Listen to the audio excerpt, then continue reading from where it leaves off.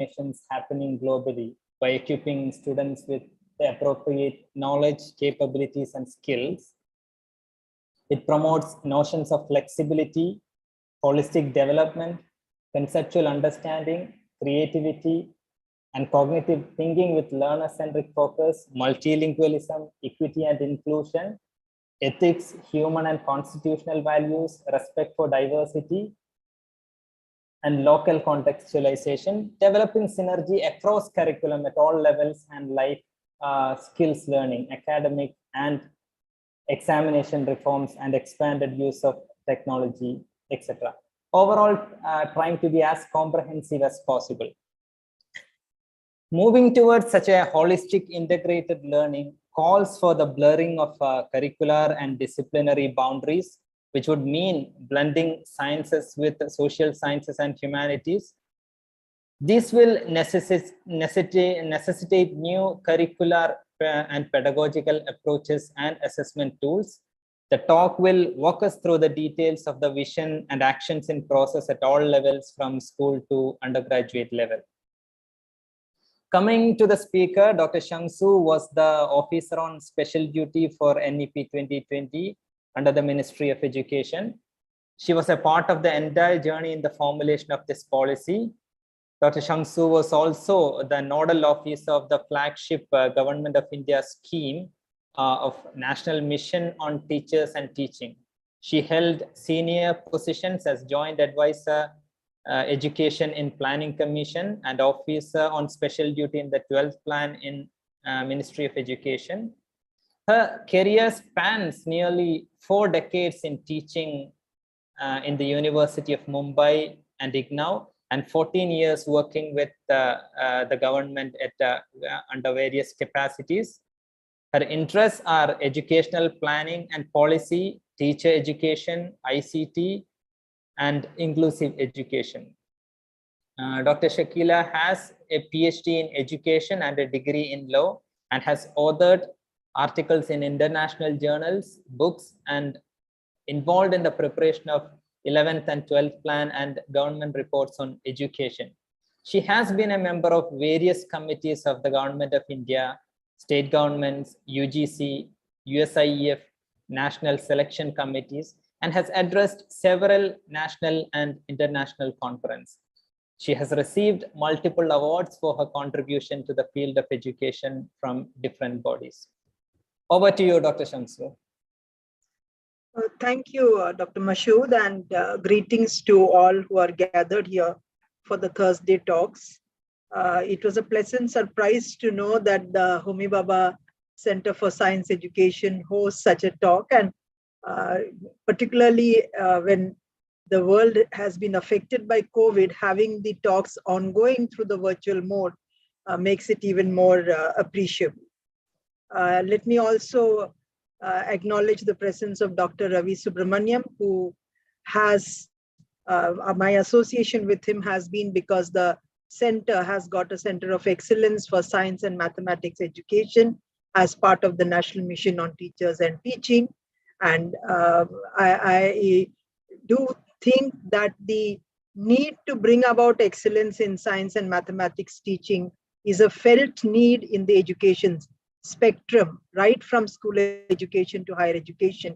And therefore, it gives me immense pleasure that we are talking today about how does NEP 2020 look forward to transforming the way in which science education would be addressed going forward in the coming 10 to 20 years. Now, I think all of us who are gathered over here would appreciate the fact that, or rather appreciate the need and recognize the need for instilling science education. And when we talk of science education, you could think of it from 2 or 3 goals. One, of course, is the highest end goal in terms of research and innovation and blue sky projects and mega science projects and knowledge production and all those aspects. The other is the aspect in terms of trying to improve science being the instrument through which the quality of life improves around us. And so therefore, the benefits that accrue to the community because of science, scientific developments, and so on. The third is the fact that it instills the qualities of, let us say, scientific temper, critical thinking, problem solving, and so on. Now, all these three are in a certain sense captured by the National Education Policy 2020. Now, having said this about the context of reimagining science education, and since the focus has been on the National Education Policy 2020, I would not really like to talk a lot in terms of the features of NEP 2020, except to situate that in terms of the topic that we have for our discussion today. Now, the NEP 2020, in terms of the manner in which it was formulated itself, speaks volumes in terms of the fact that it was a very citizen-centric approach and a very technology-driven approach, at the same time ensuring that it is participatory and that all stakeholders' views were taken into account for the purposes of bringing about a policy which, as Dr. Mashood has said in his opening remarks, is a transformative one, which is seeking to make our students, our educational institutions, and our faculty be able to cope with the right kind of knowledge, capabilities, and skills essential for 21st century. And that having been said, the policy itself is based on the philosophy of trying to two significant factors of the philosophy. One, that we live not in an information age, but in a knowledge-based society. And that very transformation from information to knowledge makes us understand the advent of new technologies, the fact that you have disruptive technologies, artificial intelligence, machine learning, and so on, driving many of the developments that happen both at individual, societal, and institutional levels. It is also important that philosophically we understand the character of learning itself as an activity. And the philosophy that underscores that is the multidimensionality, not just of the knowledge society, but multidimensionality of the activity of learning itself, in which it embraces within itself the cognitive, which is what is defined as learning to do, the experiential, learning to know, the experiential, which is the learning to do, the learning to live together, and the fact of sustainability, to live with others and peaceful coexistence, which is the part of learning to live together and to live with others. And finally, learning to be, which is the self-actualization of one's talents and potentials. Now, these two aspects of knowledge in its multidimensionality and learning, which is based on the four pillars of learning to know, to do, to live together, and to live to others, and learning to be, have shaped the manner in which the NEP recommendations make out a strong case for creating an educational ecosystem that embraces the idea of flexibility, and that therefore that flexibility permeates through curricular options, through the way in which teaching learning transactions have to take place, and naturally and concomitantly the manner in which students are assessed, and therefore the reforms that will happen in the assessment and evaluation, the testing. What do we test? Do we test memory, or do we test competencies and capabilities? So this paradigm shift from a very structured, hard, silo-based, discipline-specific driven curricular approach to one which allows students from a very young age, from class 6 onwards, what we call the middle stage onwards, to have choices of subjects which could range from social sciences to drawing, to performing arts to carpentry to pure sciences or social sciences. This wide range that we allow makes it very critical that not only the student, the parent, the teacher, the educational institution, and all stakeholders start accepting this idea that knowledge is porous, and therefore the approaches to learning also should have what we call the necessary factors of 21st century learning, where we have an integrated and a holistic approach to learning. Now, this having been said, the fact that we are talking in terms of science education within the national education policy, if you look for those terms of science education, you won't see it. And let me bring it to a little bit of a historical part of it also. All the educational policies that we've had so far, the national level education policies of 1968, followed by the 86 policy, and then followed by the NEP 2020, have all recognized the importance of science education. While 68 and 86 policies have specific sections and subsections on science education, it is important to understand the context within which they needed to bring that very clearly in the policy. Because when writing it out in 2020, we did not feel the need to have a separate subsection on science education. It's sort of because of the fact that we were promoting the idea of multidisciplinarity, to have separate sections on science education, technology education, that would have defeated the very broad goal that we were trying to achieve of promoting multidisciplinarity. But while 68 policy talked about what I said in the beginning, the kind of inculcating scientific temper, the right to question, the inquisitiveness, the curiosity-driven learning has to be inculcated through science education. And this is what has been articulated very clearly in the 68 policy. The 86 policy also goes to talk and also says in the 68 policy that it should remain throughout the entire stretch of the school education, so that there would not be options for students to leave out science education at any point in school education. That is because the understanding that it is a foundational capability or a foundational skill to have these qualities of curiosity-driven learning, inquiry-based learning, project-related activities, problem-solving approach, all to inculcate what we call a scientific temper, which would therefore, let us say, promote children into thinking in terms of questioning the very foundations of what they are learning.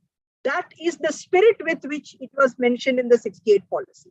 The 86 policy also talks about science education in trying to maybe endorse and further strengthen this idea that it is to ensure we inculcate in students project-based activities and so on, so that we inculcate these qualities, what we call are essential to developing analytical skills as they go forward in their higher trajectory of learning or into their work environment and when they become contributing productive individuals.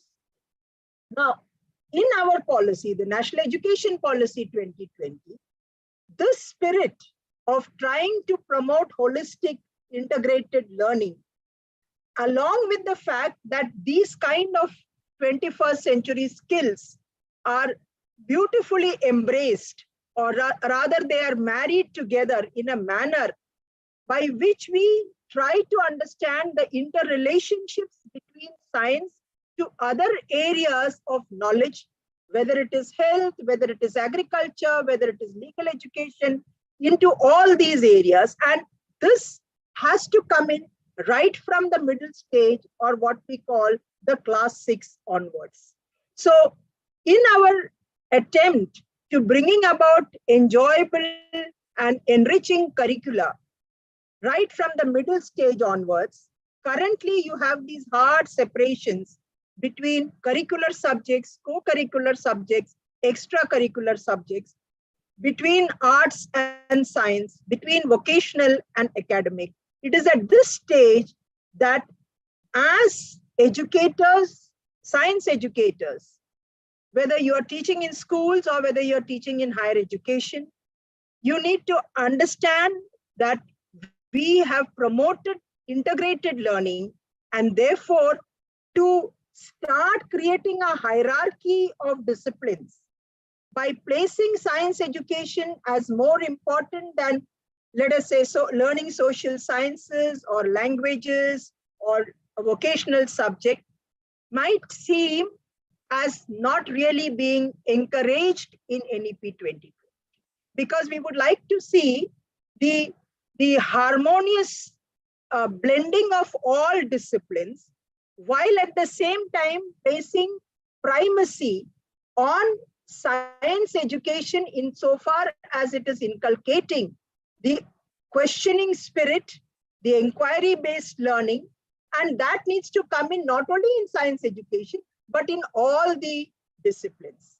I hope I am able to articulate that this very nuanced understanding that while we are talking about integration of disciplines, and that is arising because of the porosity of knowledge and therefore the need to move towards interdisciplinary, transdisciplinary, even to a certain extent contradisciplinary disciplines being taken by students, because of the idea that individual students have different talents, aspirations, capabilities, and they have multiple intelligences.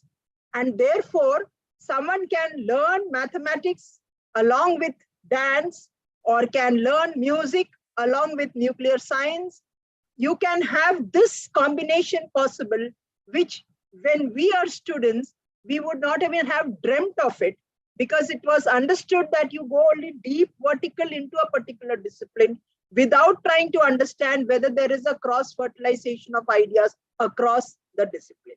So the idea of integrated learning is not to say a given discipline should be given less importance than the other, but to accept that all disciplines contribute to an individual's development, and someone may be good at science.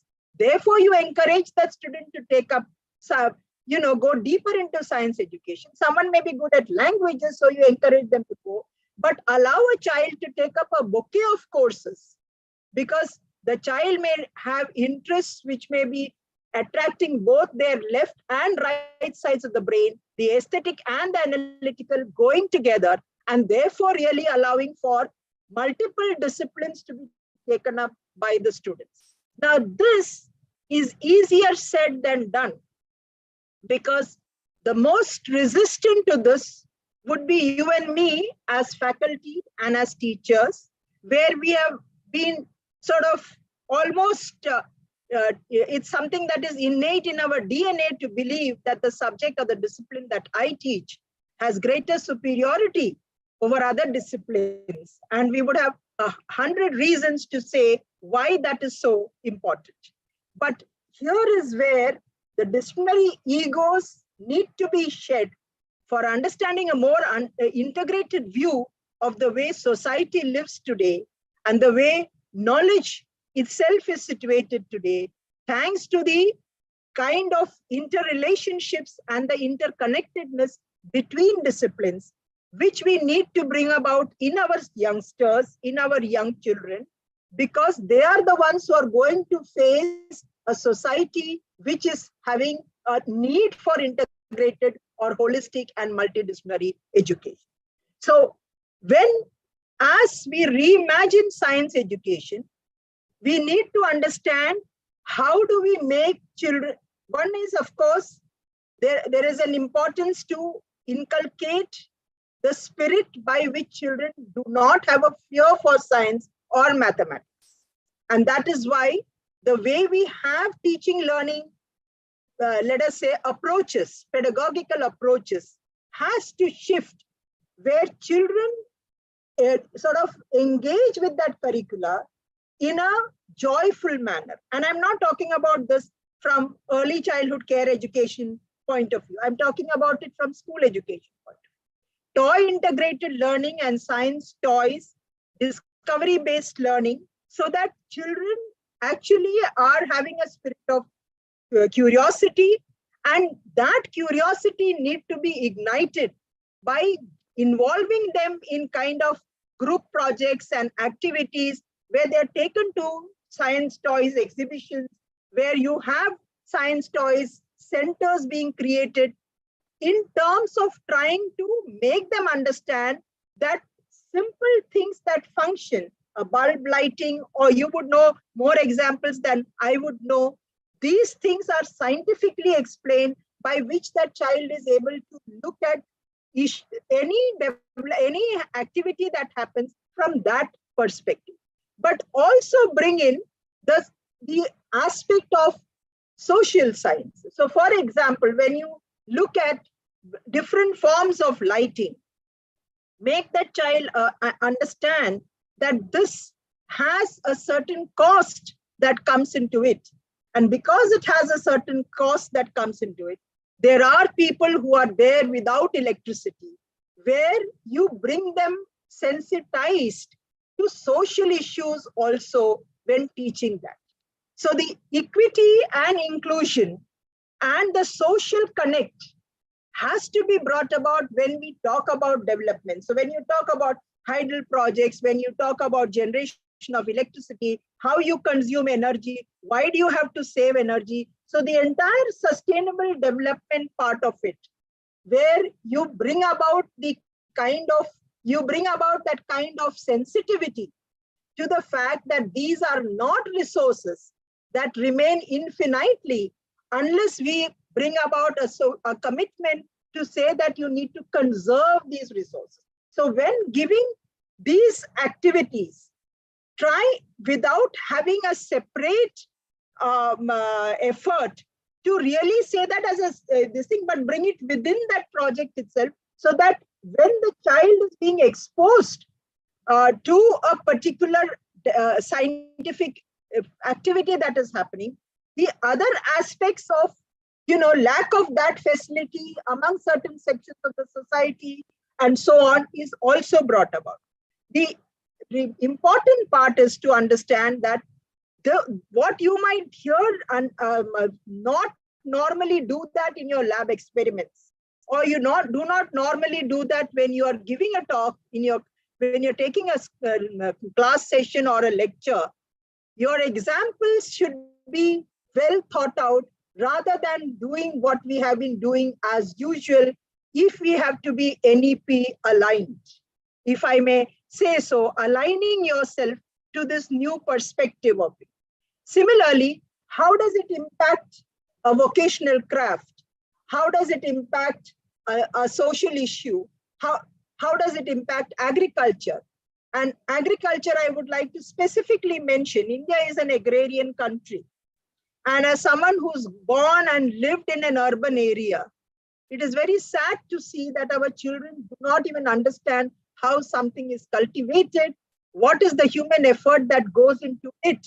So when we talk about the relationship between science and agriculture, bring that out, because children should be also related to the roots from where things are produced. And that makes them sensitive to environment, that makes them sensitive to crops, how crops get damaged. It brings us to all those things of climate change and protection of, preserving the natural resources. These factors also get within the curriculum without even having to say that is part of the curriculum. So while you may have a curricula and a lesson plan, all that there in your school education, and mind you, I insist upon this in the school education, or rather the policy also says, because we realize that right from our foundational stage, where we are talking about a very robust ECC program right up to the secondary stage, we need to mold the mind of a young student towards these kind of approaches and towards this new perspectives when we teach a certain subject. So my perspective in this particular talk, when I'm speaking to science educators particularly, is to firstly not have this impression of a certain hierarchy of disciplines, that all of them are important, and therefore that is inevitable in the kind of 21st century that we are living in because of the intermingling of disciplines, and also because of the fact that science cannot be seen per se as if it existed minus all other disciplines. And therefore, the interrelationships need to come out through our science-based activities, through our lab experiments, through our toy-based pedagogy, and also from two other aspects. Inclusion from not just the point of the lack of a certain facility, but also from the point of gender, and also from the point of the differently abled, and how science should be an equalizing force to ensure greater gender participation right from school education, rather than think of it as being only a dominant part of maybe the male students, and how do we bring in girls into this education and de-elitizing it to get all cross sections of girls from all sections of the society in terms of economic standards of their living, but also from cross sections of different castes and subcastes and communities which are traditionally considered as marginalized. Now, also for the differently abled, because science as a discipline is more amenable to use of technology, and therefore technology with science brings about a lot of access facilities which can help the differently abled. And this aspects also need to come about when we are looking at science education in alignment with NEP 2020. So the fact that you might have a representation of Persons with Disabilities Act, while this has been articulated in the policy, the question is, how do we translate all these while teaching science education to say that science acts as an equalizer and would ensure that these sections of the society can benefit from the use of technology, where science is used for the purposes of alleviating the problems that they have and also elevating the levels of their life towards a better and enriched learning experience.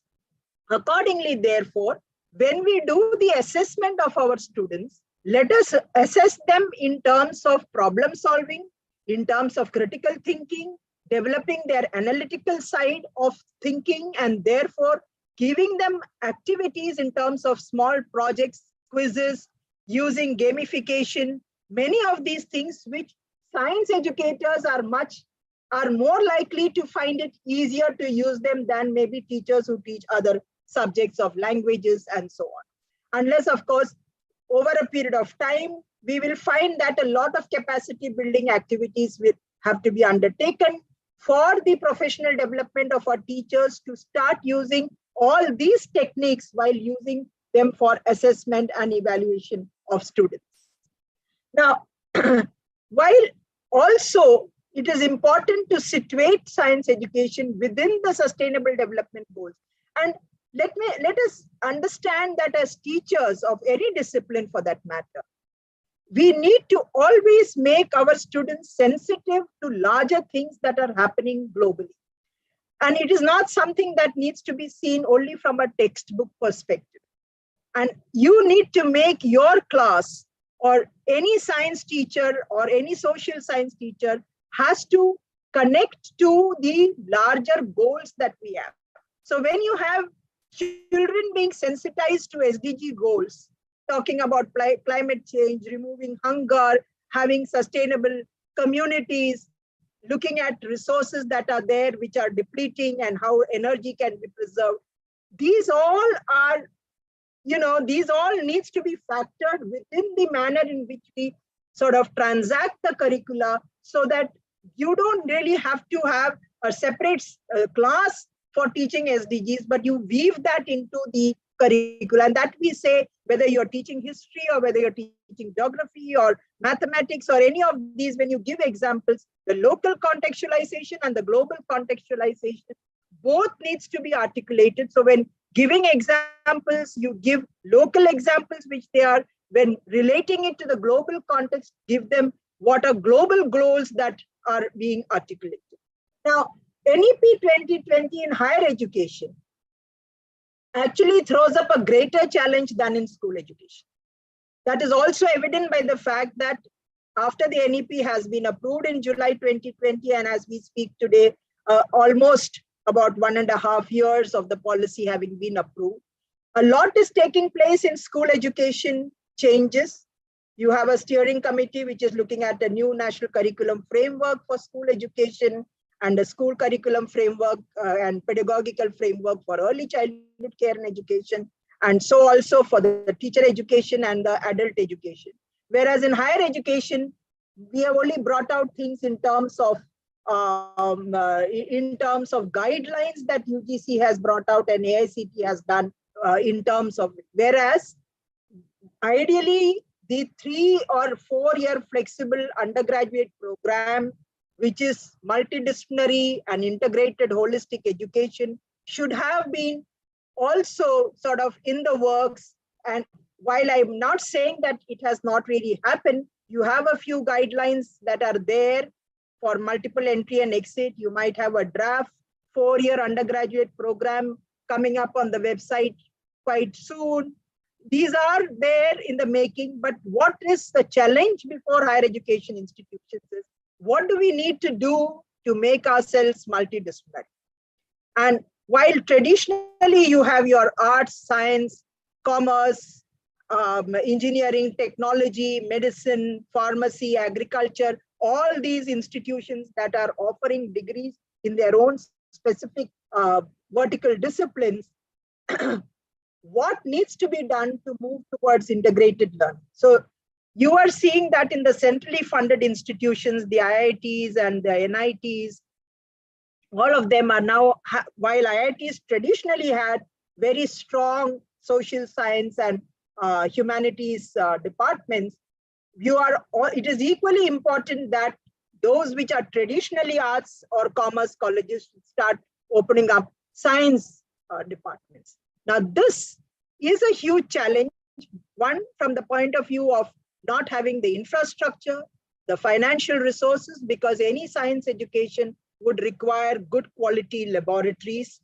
and the need for sharing resources, or rather the mental block that we have as institutions of having a knowledge society, a knowledge city where we can share resources among institutions, has not yet germinated in us. And we are very, very possessive about the infrastructure in terms of library resources, laboratory resources, even our own faculty not being shared with other institutions. Now, this breaking down will have to come about, and also the acceptance that collaboration between institutions will have to be there, because you do not think a country like India can afford to have all its higher education institutions offering all the disciplines under the sky for students to actually make multidisciplinary integrated learning a reality. So the kind of collaborative academic arrangements that may have to be done with single discipline institutions coming together into an kind of an MOU or an MOA, where they agree to allow students to choose disciplines not offered in their institution, but at the same time allowing the sharing of both the infrastructural and human resources becomes equally critical. And therefore, the idea of HEI clusters that we have said, as well as in terms of having an academic bank of credit, that is already notified, the academic bank of credit for students to seamlessly move from one institution, or rather take up credits in one institution and take up credits from other institutions. But though the academic bank of credit is there, the institutional part of it, in terms of academic arrangements, this is yet to follow, because only then, right now, of course, you have 40% courses that can be done through open and distance learning and through Swayam platform, but you cannot have students doing a lot of science related courses that might be done through Swayam. Though you, as a discipline, science might lend itself to virtual labs and therefore simulated learning environments that Swayam and open and distance learning can. In reality, I think it might be more difficult to have a quality science education if you were to allow it only through Swayam and through open and distance. So the need for academic institutions to collaborate and what we can do. So if we are listening over here right now, the question is, which are the other institutions in our vicinity where, as Homi Bhabha Center for Science Education, can we offer our services to those institutions who might like to take up science education, but are traditionally only arts and commerce institutions. So this is the manner in which a proactive approach by institutions have to be taken so that we start, ensuring that science education can be offered by such institutions which do not have the facilities for that. Now, in higher education, the need for entrepreneurial education so that children are sort of, and that, as I said, right, needs to start right from class 6 onwards, where you encourage them to start innovating things, to think in terms of newer ways in which a traditionally done activity can be done through a startup. And therefore, the risk-taking ability of children to think in terms of not trying for a job, but by trying to set up their own startups, by actually having, the academia industry interface, by setting up innovation centers, incubation centers, from ideation to production kind of thing, must have to happen in the higher education institution. So this culture of instilling in children an entrepreneurial spirit is also available not only through the ministries of the Department of Science and Technology, but also through the Ministry of Education and a host of other ministries. And therefore, the awareness of our faculty to these kind of facilities which are there is weakly important. I'm sure many of us do not do that. It comes to me because being a faculty who moved to a ministry, I realized this disconnect that we have between the schemes and the projects that are funded by the government of India or by the state governments, of which the faculty are oblivious about. Therefore, we cannot give the students our linkages in terms of opportunities that are there, educational opportunities, research projects, and so on. Because even for the research funding, while funds may be available, as faculty, since we do not know that, we are not able to pass it on to our students who remain quite ignorant about this fact because they do not themselves have a spirit where they try to find out these opportunities and these openings. So when we in the policy talked in terms of counseling that has to happen, career counseling, I think over there, the fact that these kind of counseling opportunities, which indicates the opportunities available for research projects, for collaborative projects with other research laboratories and other research bodies becomes equally important. The NEP 2020, in a certain sense, has given a lot of emphasis also on the research part of it. And I'm sure all of you over here are either in some way or the other associated with something that the NRF is doing. So the National Research Foundation, while it was initially looked about with a lot of apprehension in terms of trying to centralize research funding, and therefore a feeling that all research funding would only flow from NRF, that has at least been set at ease because you have DST, DBT, Ministry of Education, all of the ministries continuing with their funding through maybe the ICSSR and ICAR and CSIR and all other funding that normally happens, but encouraging interdisciplinary research, allowing state universities to start developing research at undergraduate education. And that is also a significant part of the NEP 2020 recommendation that teaching and research, which unfortunately in our higher education landscape remained in two separate compartments without understanding that they were two sides of the same coin. And the need, therefore, to have a twinning of research and teaching together at our undergraduate level becomes very, very significant. And that is why we have, in terms of the structuring of the higher education, said about teaching intensive institutions and research intensive institutions, where a modicum of both will be simultaneously present.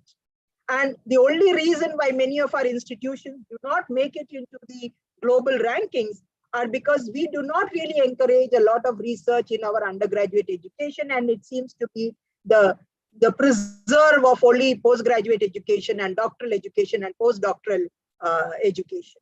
So that is something that we have tried to bring a break by bringing about this close interlinkage of the functionality of higher education, which is not just for knowledge transmission or teaching, but also for knowledge production, and which is for research and patents and so on. So these two domains have to sort of coexist. And as a faculty, I think we need to actually try and promote this idea also, as much as the integration of disciplines, as much as also the idea of teaching and research, and therefore the community connect, that is the community engagement and the social responsibility part of it also coming up in the higher education space. And therefore our roles as faculty get challenged in terms of moving away from mere information givers to being facilitators and encouraging our learners to learn how to learn effectively. And it becomes therefore very critical that we have lot of faculty development programs and faculty induction programs, right from inducting them to their continuous professional development during their career, so that the right kind of pedagogical approaches are followed by our educators and by our teachers to embrace this idea of multidisciplinarity. Now, a couple of other points that I would like y'all to get yourself familiar. While we brought out the National Education Policy in July 2020, a simultaneous effort was taken out by the Department of Science and Technology to bring about a science, technology, and innovation policy. A draft of it is there on the Department of Science and Technology's website. I don't think it has gone in for its cabinet approval, but this policy was brought in alignment with the NEP 2020. And therefore, the government working in tandem to ensure a coordination between policies so that one policy does not defeat the purpose of another policy. And how can we use the science, technology, and innovation for improving the quality of education across all levels, brought about ideas in terms of modernization of vocational education and strengthening of science laboratories with use of more, better equipped instrumentation labs and so on. So the STIP has also paid a lot of importance to science education and communication, and how we need to leverage media and media platforms in trying to sort of massify the idea of a lot of innovations that can happen in science education. And here again in STIP, we have taken into account the fact that we should have entrepreneurial education. We should make it equity driven in terms of inclusivity, have earmarked funding by all government departments. But the fact that STIP has been aligned to NEP 2020, and at the same time, to a certain extent, the STIP along with the NEP has talked about traditional knowledge systems and the need to look at grassroots innovation and indigenous, developing indigenous technologies. Because you need to use resources that are available locally so that you can bring about innovation, but you are using indigenous technologies for that. So this kind of the NEP 2020 at the same time contributing to the STIP, which is yet to get formally approved as a policy, and understanding that how vocational education, how online teaching and these paradigms are also equally embraced in a enabling ecosystem, have sort of created, I would feel, a very encouraging environment for us as faculty and as students to sort of leverage all these recommendations to use it in our own educational spaces. I must say this because we don't have to really wait for formal, let us say, notifications to come about, because these are changes which are more attitudinal, which are more academic, which are more in the way we approach the curricula. How do we bring about changes in the assessment rubrics? These are the things that as educators, we are free to do it.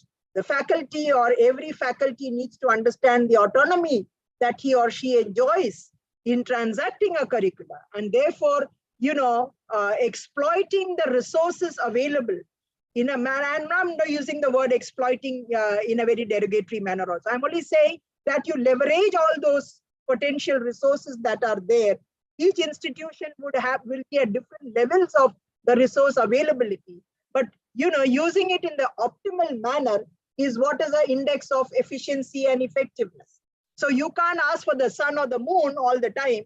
You have a certain work environment or a certain institutional environment within which you need to bring about the optimal outcomes of our learners and help them in their future trajectory, both as students, as researchers, or contributing individuals who go on to take up employment or set up their own enterprises. So in that sense, as educators, the NEP 2020 has stressed on many factors, which I think does not really have to wait. While there is a certain sense, everybody is saying, where is the implementation plan? Where is the, that is just a plan of action that might come, which might help institutions in taking forward what they want.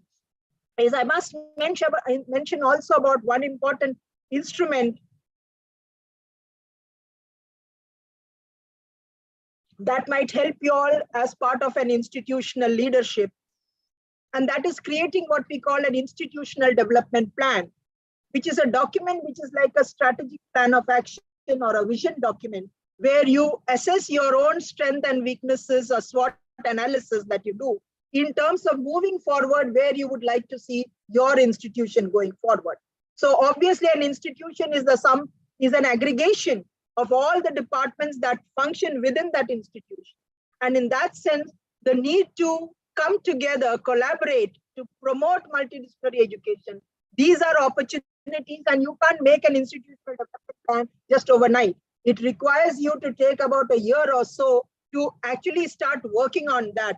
And if that is the case, I think, understanding the spirit of NEP in trying to promote multidisciplinary education, reimagining the science education in terms of not really specifically the vertical development, but also the breadth and range of that in terms of its interrelations to other disciplines, and also the attitudinal changes, plus the advocacy by bringing them out, making students aware about projects that can be there, at the same time sensitizing them to social issues, issues of equity, and at the same time making them aware about global engagement in terms of what are international funding opportunities, where can we have foreign funding coming in. All this, I mean, the indigenous part of it is one side of it, the internationalization part is also the other side of the spectrum.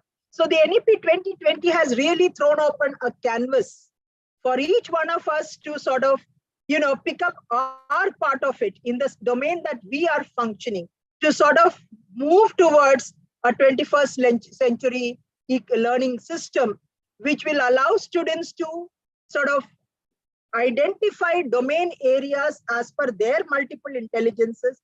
We as facilitators, encouraging them to take up those multiple options, yet at the same time being very critically aware that their success and their learning outcomes are most critical in a highly competitive world.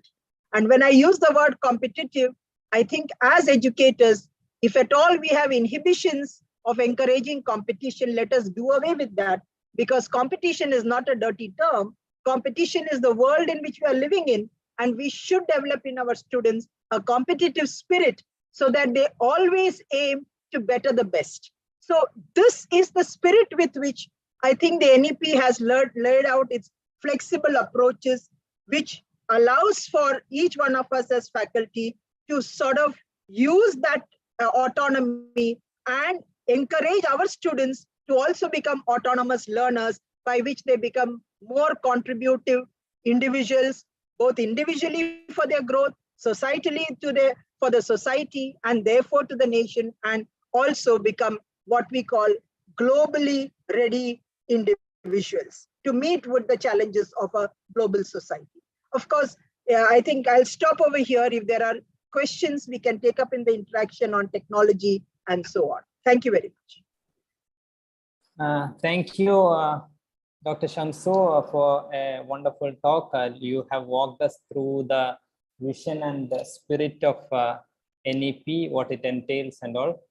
But I should say that it reminded me of this famous lines from Iqbal. It says, nations are born in the hearts of poets, but they prosper and die in the hands of politicians. Similarly, policy may have lots of wonderful ideas, like lots of nice visions, like very forward looking.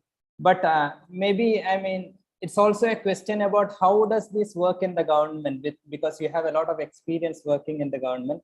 Once there is a policy, is there any other body or institution to look after that all these are properly implemented, or like the committee which formulates the policy? I mean, are they the people who like ensures that like systematically it gets implemented, or it's just a policy and after that there is nothing structured? That is exactly where I mentioned to you the angst that many of us feel, because policy is usually brought out by a committee, and the implementation of that is not necessarily, ideally, it should have been the same committee, but it's not usually done in that manner. And therefore, this very real concern that a policy that remains, the vision remains sometimes on paper because the implementation either does not take place to a great extent or falls much shorter than what it was originally intended. But in this particular case, while the committee is not really looking after the implementation, at least for the school education, the part relating to curriculum has the same chairman, Dr. Kasturi Ranganji, who's heading the steering committee for the 4 curricular framework, which is a major activity that is happening. Now, as far as the higher education, one has to understand 2 dimensions of why a committee might find itself very difficult to navigate between an existing regulatory system, because it is not the ministry that drives the implementation in higher education. It is usually understood that higher education institutions drive it themselves. As I said, many of the changes relating to curriculum, but broad guidelines that you might require for the 3-year, 4-year program, the academic bank of credit, the National Higher Education Qualifications Framework, the joint degrees and dual degrees, promotion and career advancement opportunities have to come out as guidelines. Foreign education providers have to come out as guidelines. And of course, the regulatory framework itself, where we have suggested a lot of changes, have to come about by a legislative exercise through a bill being introduced in the parliament. And in a country like India, the challenge also comes from the fact that education as a subject is lying situated in a concurrent list. And therefore, the union government, along with the state governments, though you have a central advisory board on education, the need to develop consensus. Suppose you're talking about a 3-year, 4-year undergraduate program. Unless you roll it out uniformly across the, and when I say uniformly, I'm not saying that it should be structured. I'm only saying that the starting point should be a given academic year, and that all institutions, and therefore across the nation, in all institutions and students in all these institutions should get the benefit of having the opportunity to have this new multiple entry and exit 3-year, 4-year undergraduate program.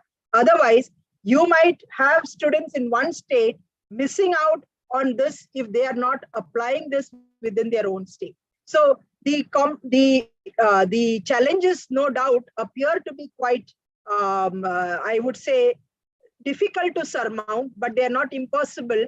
And just as the 86 policy, where we did not even realize, we were all the people who were there at the time the 10+2+3 was coming in, because we did our 11 years of schooling and then the 4 years of degree. It moved on from our batch to the next batch to the 10+2+3. While the two went parallelly, at one point the 11+4 was completely phased out and the 10+2+3 came. It was seamless. We did not even realize that as students. We did not even, many of our faculty never realized that as teachers. So once you have a policy being implemented, the ensuring the simultaneous functionality of existing systems being gradually phased out before the whole can come into being is a critical part of the implementation strategy. The other important part is that all the stakeholders have to be a part and parcel of that exercise. You cannot have no consensus on a certain, and that is why it is important, and that is what UGC is doing right now. Having it put on the public domain, inviting comments, then ensuring that the final guidelines are firmed up only after taking in. So the very recent one on the National Higher Education Qualifications Framework, I'm not aware if any one of us sitting here ever bothered to even send the comments, but we were very keen on seeing the draft and to give our comments so that we don't miss out on the missing link between the policy and the guideline. But yes, it is a fact that, and a committee cannot, the ministry's view as we normally hold is that a committee can bring out a policy, but a committee is not having the wherewithal to see its implementation. It can only advise on that. And therefore, the implementation has to be by the implementing bodies themselves, with the regulatory mechanism bodies coming out with the right kind of guidelines and implementation strategies for that. Okay, thank you. We have a couple of questions in the chat box, but Dr. Shamsu has another appointment at 4:45. So we will go one by one. There are multiple questions, but first, Aniket, you go, like, please restrict We to can one stretch question. it up to 5 o'clock, Dr. Mashood. Okay. So I have my next meeting at 5:15. So we can stretch it up to 5. Take up those questions, club it up together if they seem very. Okay, Aniket, you can go first. Yeah, so I will ask one question to begin with, and then maybe you can come back to me after other questions. Sure. So in the talk you mentioned, and I also read in the draft NEP, there was some discussion about left brain versus right brain and activating, stimulating both parts of brain. But there have been several recent studies which discard this theory of left brain being responsible for analytical thinking, so one side of a brain being responsible for analytical thinking, other side being responsible for creative thinking, and so on. So why NEP keeps talking about these discarded theories? Now, Dr. Sule, it is only that the policy has talked about a generally held impression, and this general impression, deep science thinking and deep research may have proved otherwise. But to say what the point is that we have a tendency not to emphasize on the aesthetic thinking part of it at all. And therefore, the socio-emotional capabilities that children have, and the fact that we look at emotional intelligence, we look at the fact that, you know, well-being of a student, which is preventing them from taking conscious decisions, these parts of it which have been sort of neglected. So one particular line or a paragraph is not the fact that we need to really think, and that again was a committee's report, not so much so as emphasized in the national education policy itself in 2020. But the overarching point is that we would like to see the merging of using human intelligences in accepting that every child is unique and therefore multiple intelligences reside in children, and therefore these aspects need to be emphasized both in our curricular approach and the way in which we do the teaching, learning, and therefore the assessment. I hope that larger point is seen rather than the fact that this may be a discarded theory is a factor of debate or discussion. Sorry, Mashid, just a follow up with that. See, my point is like this, that your intention may be very good, but when the policy document starts using such discarded theories, then people don't consider the policy document itself as credible. So that is why No, it is the policymakers have to be very evidence-based, careful in drafting their documents, right? No. It is evidence-based. There will always be two theories. For you, it may appear as a discarded theory. As I said at the beginning, this is also an equally valid theory. Whenever there is a research, when you say, for example, neuroscience tells us that brain development happens at a very young age, there are n number of articles that you can search on the internet which will tell you that ECCE should not be encouraged, and that children should start going into formal learning only when they reach age 8. So I am not saying that the theory between the left and the right side of the brain is a wrong theory.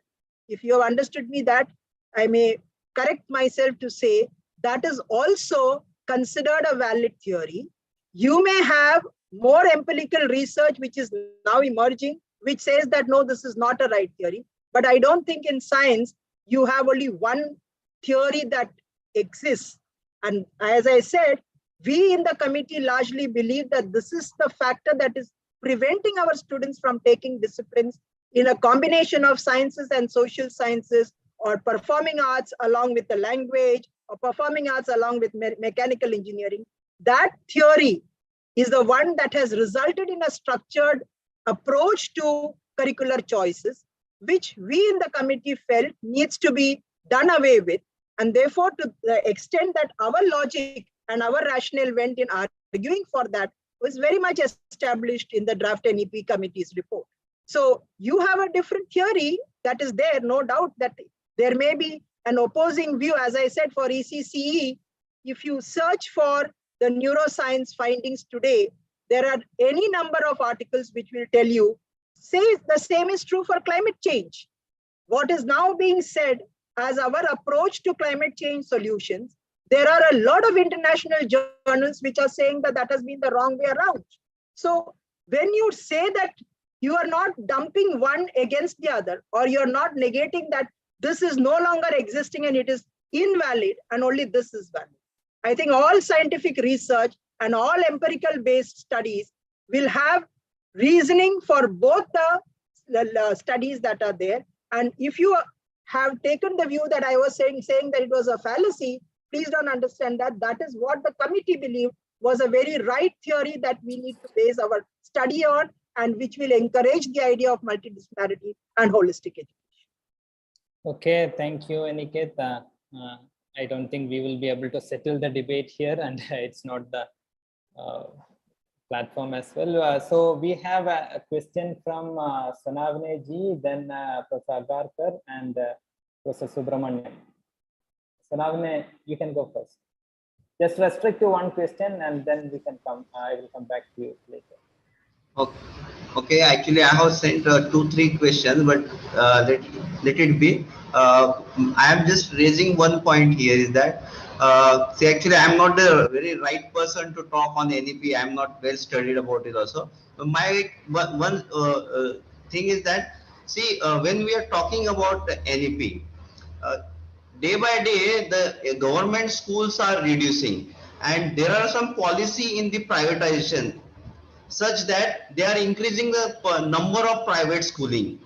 And NEP is talking about the government and the expectations of the science teacher, enhancing their capabilities, putting some good administration in the school and all that. All these things are expected from the government school only. But we see that most of the schools are opened by the politicians, and see the quality of the teacher, very poor quality. Teacher themselves, they say that we gave 10 lakhs rupees and now we are the teacher, now you teach us.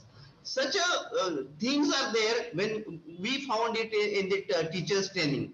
And the reality of the teacher and the school system is totally deteriorated in our education. Why NEP has no control over this? This is my with the question and the comment also. Yes, so I can sense your concern and your anxiety.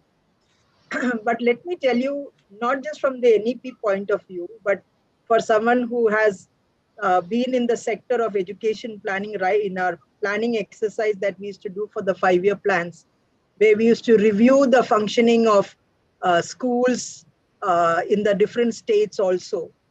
It will be surprising for you to note that the number of private schools that operate in more or less all the states form a substantial share of them. And the number of government schools in terms of viability has been seeing a decline, as you are rightly mentioning. In NEP 2020, we have taken cognizance of the fact of the share of the private sector in school education, higher and technical education, including in ECCE, where in ECCE we have said that we should bring about a regulatory mechanism to ensure the proliferation of preschools, which are sometimes a risk to the life of the child itself, and have taken a view that public and private institutions should be governed by the same yardstick. So in a certain sense, while the NEP has made out a case for strengthening the public education system and encouraging the strengthening and making robust the public education system in school education and higher and technical education, it cannot be blind to the fact that the private sector exists in all these subsectors of education. The only thing it has tried to say is that can we have the same set of academic standards, regulatory standards, accreditation norms, and quality standards. So in terms of teacher-student ratio, in terms of the teacher-classroom ratio, these. Now, while the realities that are there on ground, the NEP is not a regulatory mechanism. It has tried to bring about governance changes so that within the school governance and within the Department of School Education across the state governments, and similarly in higher education, regulatory reforms which will look at academic standard setting, which will take care of penalizing institutions which are charging a lot of fees, commercialization, preventing the for-profit activity, ensuring a equal playing field kind of, at the same time inclusion through scholarships.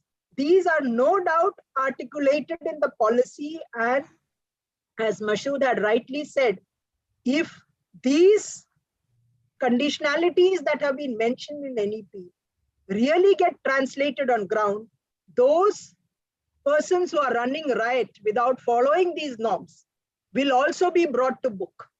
Now, the fact that a policy has stated that recognize this reality is not adequate unless the teeth comes in through the kind of regulation and the teeth comes in through the kind of penalties that have. Now, we, for example, have said by 2030, all standalone teacher education institutions should be shut down. And like you rightly said, teacher education institutions are largely institutions owned by the political class. And they have a lot of voting powers that they enjoy, whether it is a legislative assembly or whether it is the Parliament of India. Now, it is therefore a very incumbent on an implementing government to ensure that, yes, this is to be done. And by 2030, we are giving you an option. If you're a standalone teacher education, you merge with a university or try and become multidisciplinary. If not, by 2030, we will be forced to shut you down. Or if it is a preschool, which is not following the safety norms, or if it is a private school where teachers are not delivering, these are all things which are recognized.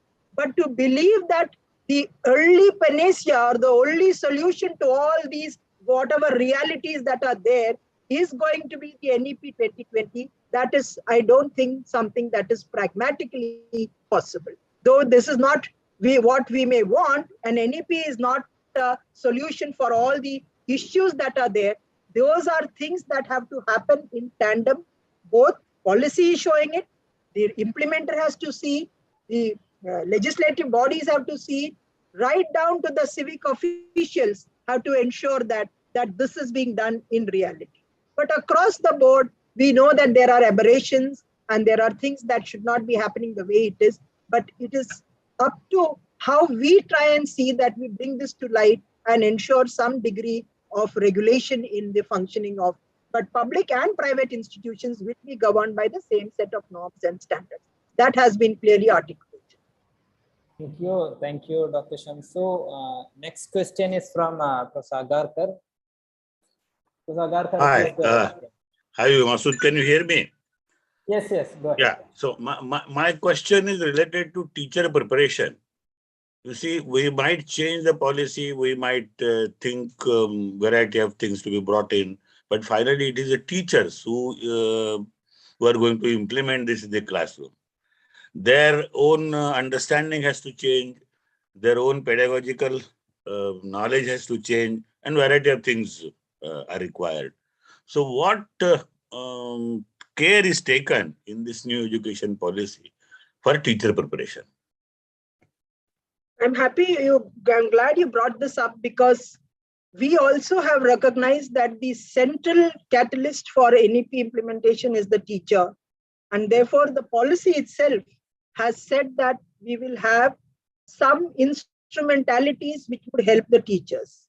One, of course, we have put a lot under our section where we have dealt with teachers in the para 5 or the section 5 of the NEP 2020, which talks in terms of a lot of reforms coming in for pre-service teacher education, which itself will be an integrated teacher education program with BSc B.Ed or BA B.Ed and BCom B.Ed and so on, along with short-term courses of 1 year, 2 year B.Ed for students who have completed multidisciplinary program.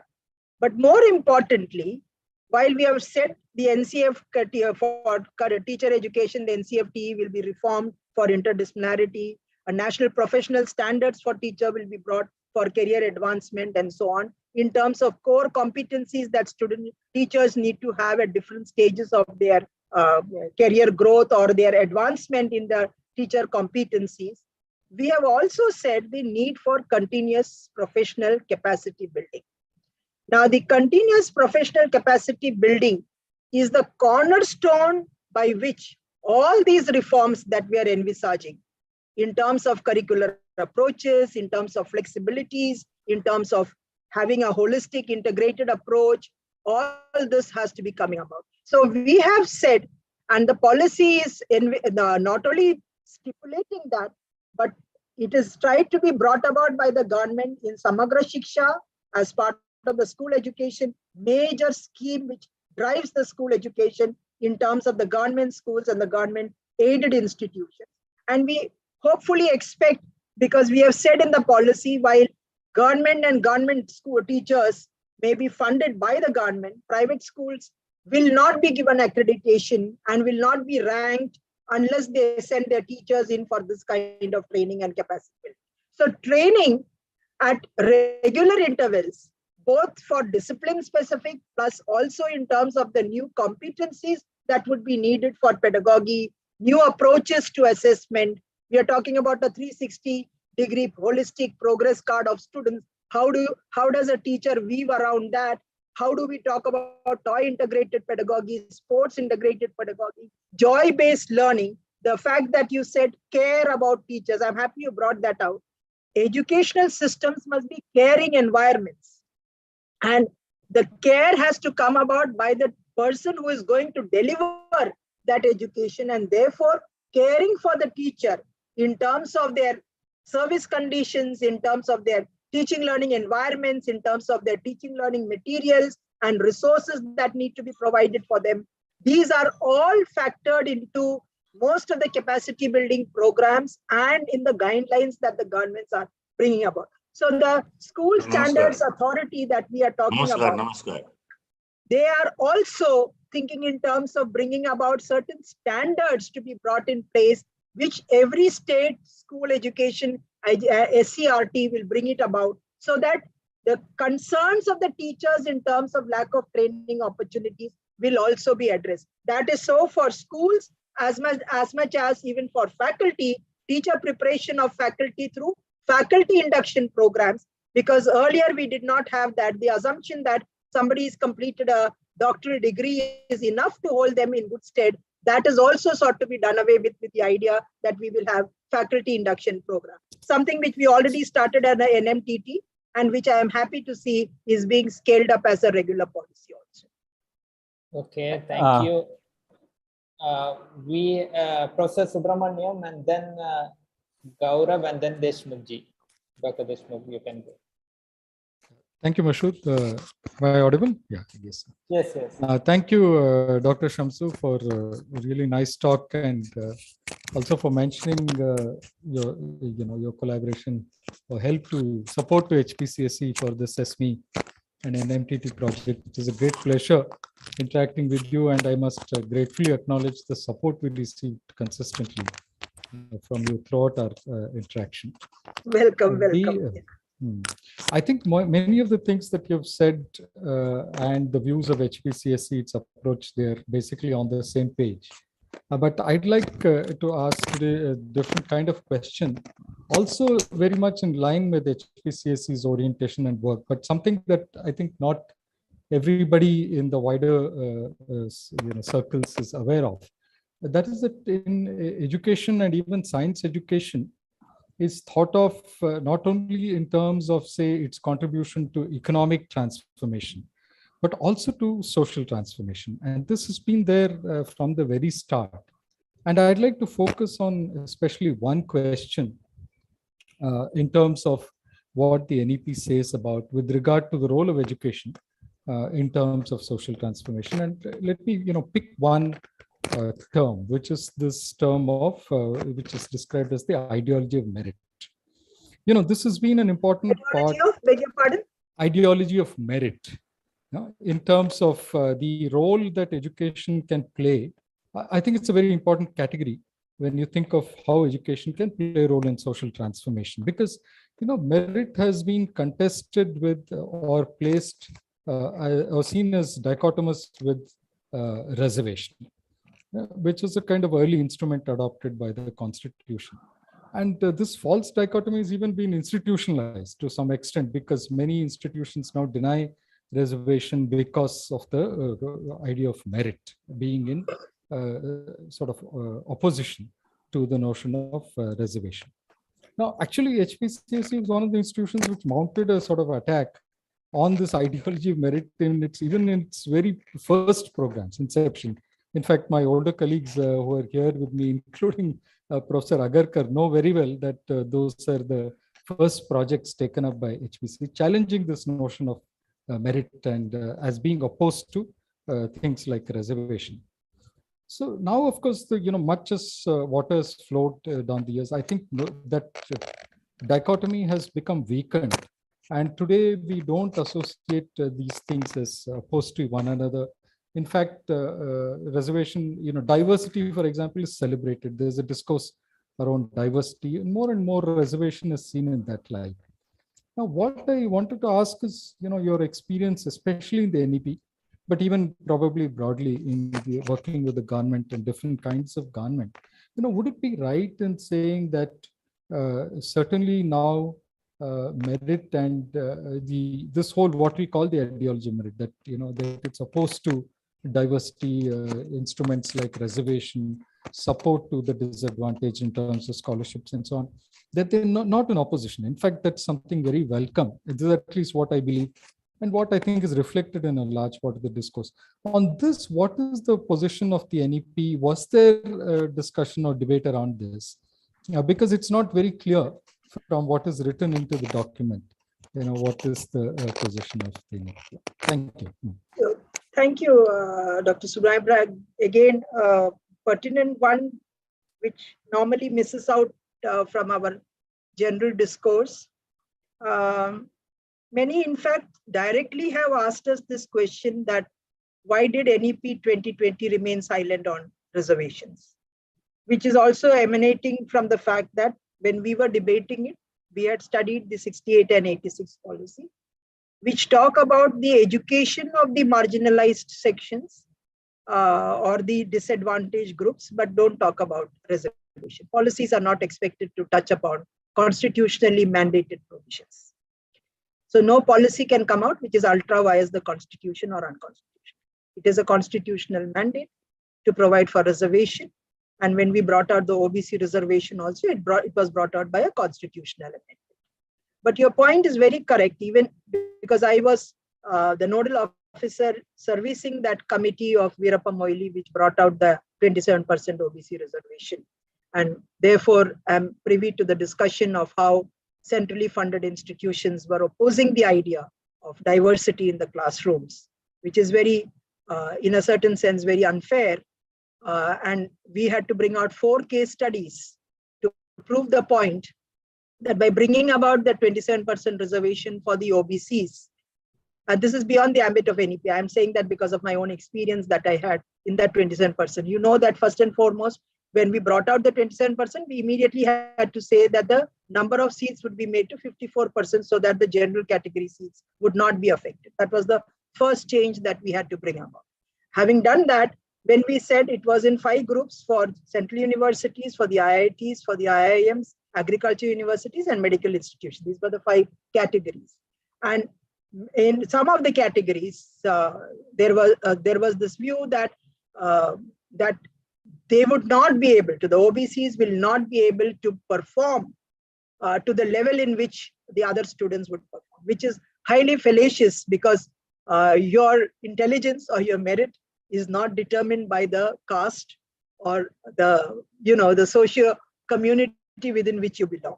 That itself, the celebration of diversity arises from that fact that human creation is such that you can have intelligent children, whether they are black, white, or whatever, in racial context or in ethnic context or in religious context and so on. So to say that because they belong to that caste, they cannot.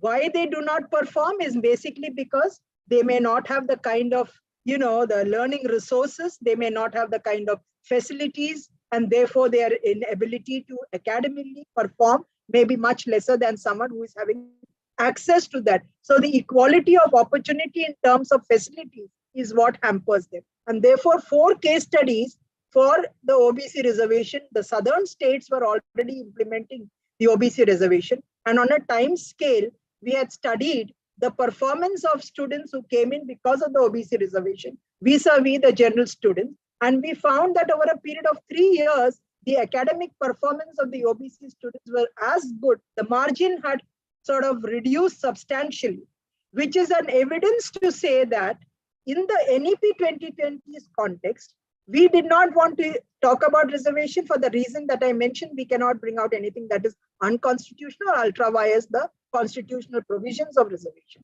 But we also examined the 68 and the 86 policy, where you remain silent about it because it is acknowledged that it is there as a facility or as a affirmative action that is sort of being provided to ensure their heightened educational participation of the so-called socially and economically disadvantaged. So we devised this terminology of SCDGs in NEP 2020. In our report, we had said underrepresented groups. We had said URGs in the draft NEP report, which was on public domain, and we had a lot of negative feedback on the term URG because it is a very westernized terminology that is used.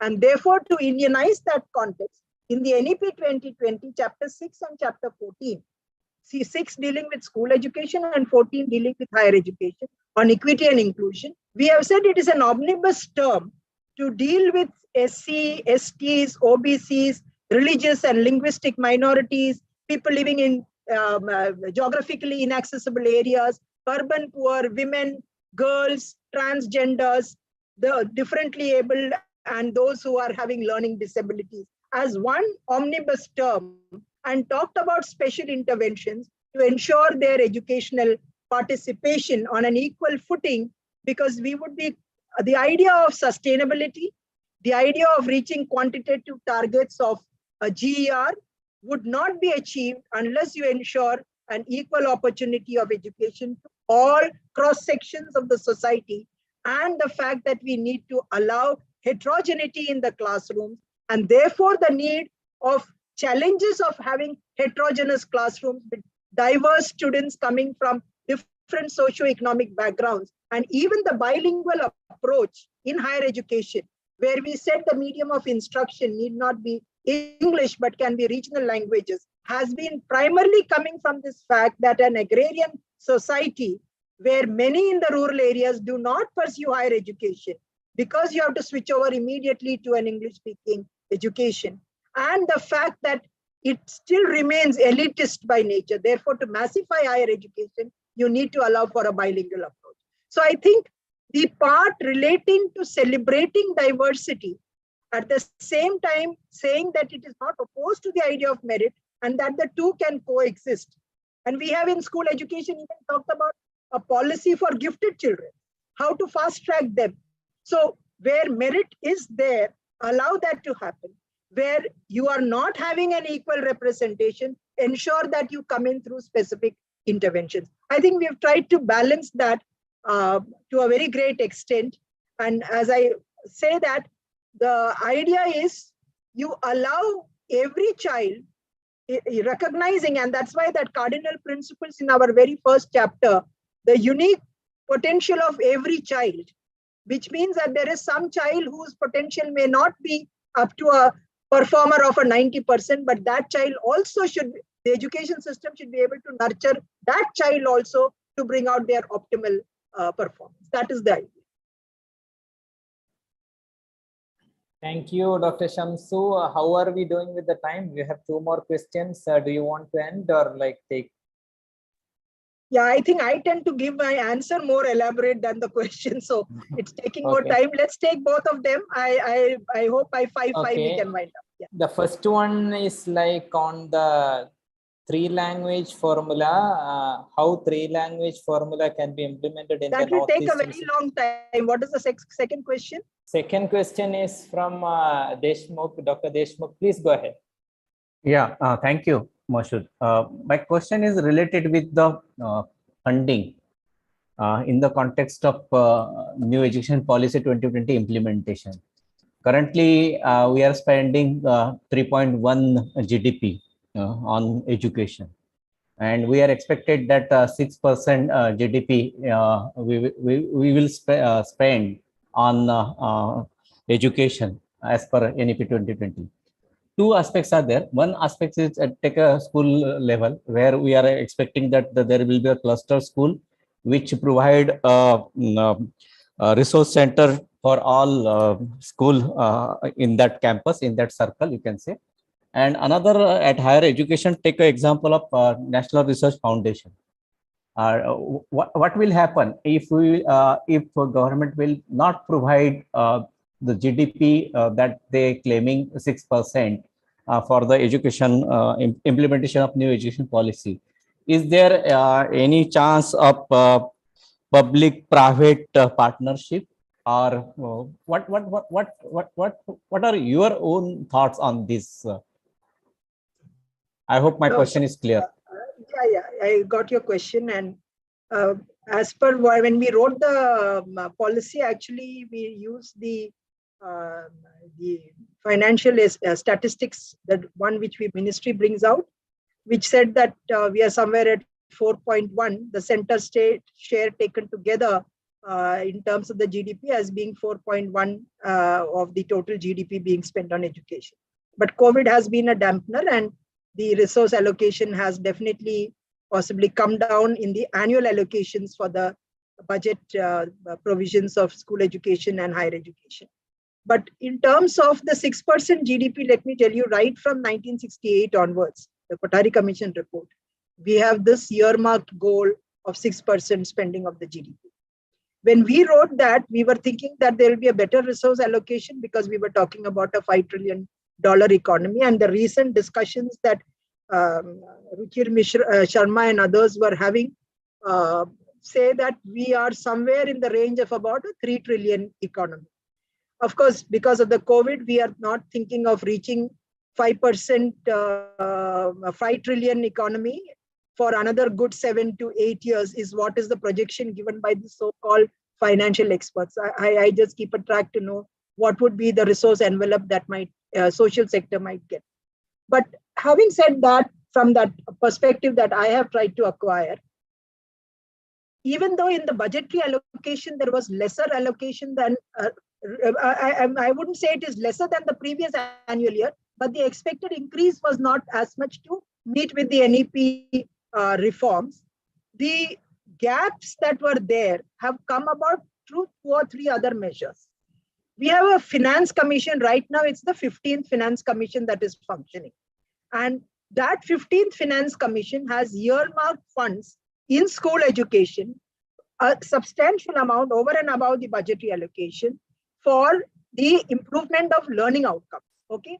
Which is a very generic term when you say all parameters that go to enhance learning outcomes could get covered under that budgetary envelope, which is a huge sum of money that has been set aside by the Finance Commission. I don't have the exact figures with me right now, but it is a substantial amount. In higher education, they have done it for 2 aspects. One is for promoting online education and digital technologies, including development of e-content. And the second is for developing resources in Indian languages and in regional languages because of the idea of going in for bilingual education at higher level. Now, this along with what is being given for NRF, these are not factored within the budgets of the Department of School Education and Literacy or the Department of Higher Education. Similarly, for ECCE, though we would have the funding coming to us in terms of the 5 to 6 year olds coming as part of the preschool education, substantial sums of money have been given under the ICDS program to the Ministry of WCD. So also for skill development. So when you look at the kitty, you will find that though the budgetary allocation for the 2 departments may have not been as much as we would have expected, there are other funding sources that come about. Now on PPP, let me be very clear right from the start. We have always encouraged the public-private sector participation. PPP in social sector was there earlier too. And even this policy says that you can have leveraging philanthropic funds, it can be alumni funding, it can be CSR funding. But where is the concern? Is the concern that industry commitment. Higher education students go into industry and contribute to their industrial output and to the profits that are earned by the corporate sector. Except for minuscule funding that they do in the higher education sector, much more is expected. So that part of it is something that we need to really think in terms of innovative ways of financing higher education.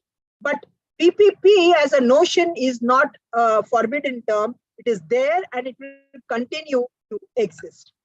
I think I'll take that as the last question, but on a question that was raised on the three language formula, just so that it is not felt as if we didn't address it.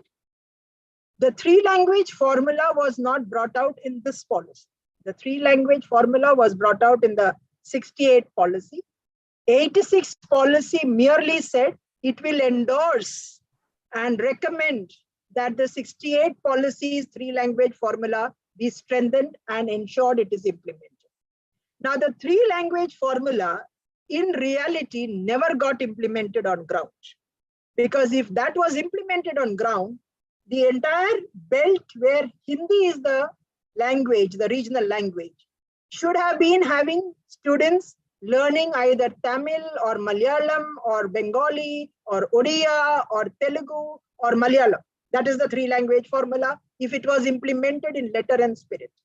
All that this policy was trying to say was instead of beating around that same point, which would not have got implemented, it brought about a flexibility in the 3 language formula in trying to say that we will encourage, firstly as a principle, the principle of multilingualism based on the empirical evidence that multilingualism promotes cognitive thinking and children pick up languages at an early age up to age 8 much faster than adults pick up languages, and said that since it is a state subject, we will leave it to the state governments to ensure promoting more than learning of 1 language and the flexibility of implementing the 3 languages in a manner that 2 are native Indian languages and the 3rd need not be a native Indian language, which inevitably would largely be English.